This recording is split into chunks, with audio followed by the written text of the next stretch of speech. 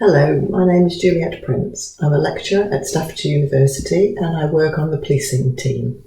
I've been at the university now for 6 years, and prior to that I was a serving police officer for 31 years.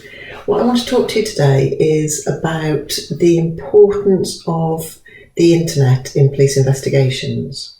Crimes are easily facilitated by the internet, and it can be difficult to investigate these crimes because quite often the victim and the offender are going to be in completely different locations, different parts of the same country or completely different countries and different continents. So it does make it difficult for police to investigate those types of crime. Difficult, but absolutely not impossible. And when we think about digitally facilitated crimes, you'll also hear the term about cybercrime, and cybercrime is split into two areas: the cyber-enabled and cyber-dependent. Cyber-enabled basically means crimes that are enabled to be committed on a larger scale because of the internet. So for something like that, we could think about harassment. Harassment has always existed as a crime. Well, it's been a crime more recently, but as an activity, it's always been an issue. And then more recently, it became a crime.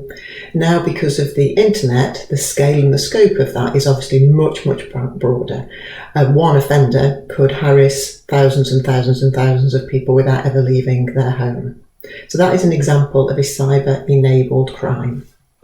When we think about cyber-dependent, that is about a crime that can only happen because of the internet and because of computers. So that could be something like phishing, which is an example of social engineering, where we are persuaded to give away our information because we believe somebody, either because they've contacted us in a verbal way, so perhaps a phone call, or through the internet where we think we're engaging in some sort of conversation with someone we can trust and they get information from us. And that would be an example. Phishing. So there's a wide range of crimes that can now be committed using the internet. The police obviously want to tackle that, and they tackle that on a local, regional and national level using a range of different structures to be able to do that.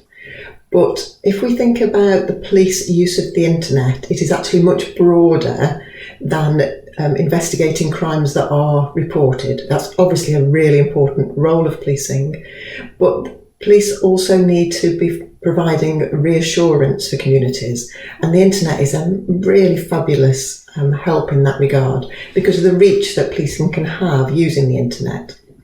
A police officer wandering the street might see a few people.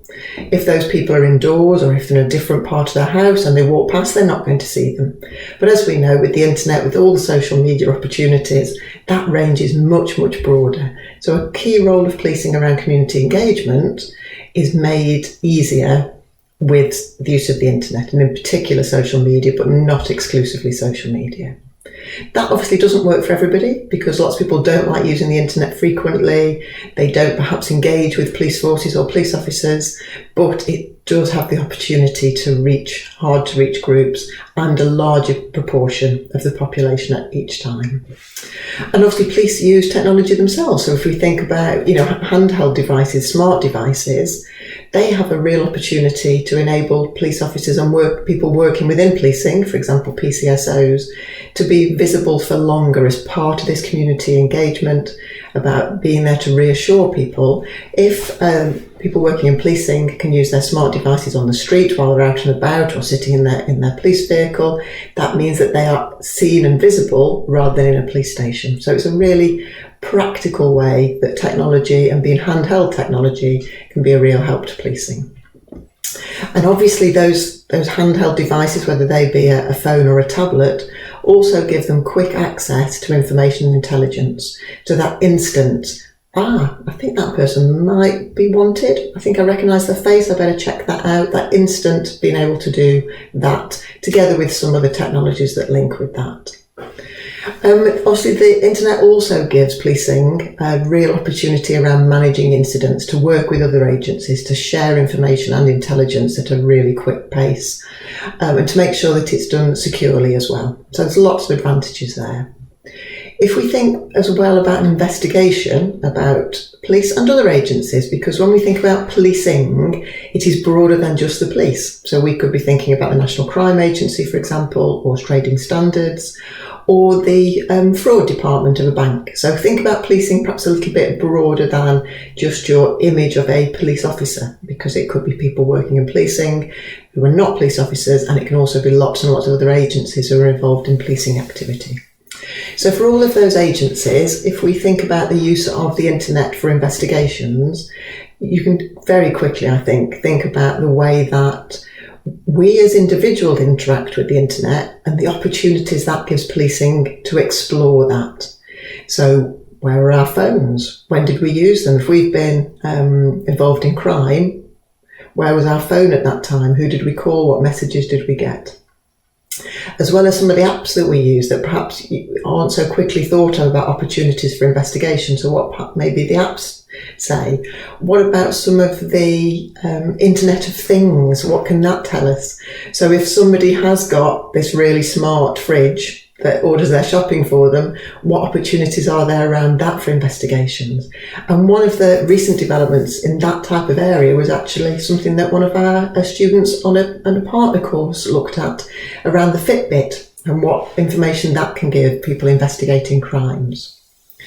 And on top of that, anybody investigating a crime as an investigating officer, as well as exploring the internet for all the investigative opportunities, also wants to use that relationship with the public. So again, the internet gives that opportunity to find more victims, if there are more, but certainly witnesses. Did anybody see anything? And it's another way the internet can help. But police always have to abide by the rules and the law. And that includes human rights legislation, and it includes anything that's too intrusive. So if police are conducting an investigation, they can't just routinely interrogate a telephone, for example. They must have lawful reason to do that, and they must have authority to do that, all governed by a range of different laws, policies and procedures. And it must be proportionate and necessary. So the amount of investigation on the internet that can be done has to be proportionate and necessary. And that means that if it's litter in the street, the police will not have the same access to people's personal data, their use of social media, for example, as they would if they were investigating an armed robbery. So it's important to say that technological advances have really helped investigations within all areas of policing. They are becoming more and more important. But interestingly, they're still only a partial part of any investigation. No investigation relies totally on the internet or technology. It still needs policing skills. And all of this is what we do talk about on our policing courses. So we think a little bit about some of the criminological theory. We talk about the law. So what can be done lawfully? What are the laws that may be broken? What are the techniques that can be used to investigate digitally facilitated crimes? And how are they investigated? Who investigates them? What techniques are used? How is that developing? Looking at the future, what's going to be the opportunities in the future? So I hope you've enjoyed this whistle-stop thought, really, about the benefits of the internet from a policing perspective, balanced with obviously some of the risks around the internet and the crimes that can be committed on there, and the importance of all of us keeping ourselves safe and taking all those basic measures that we should take, for example, changing our passwords and thinking about who is it we're actually engaging with on the internet. Thank you.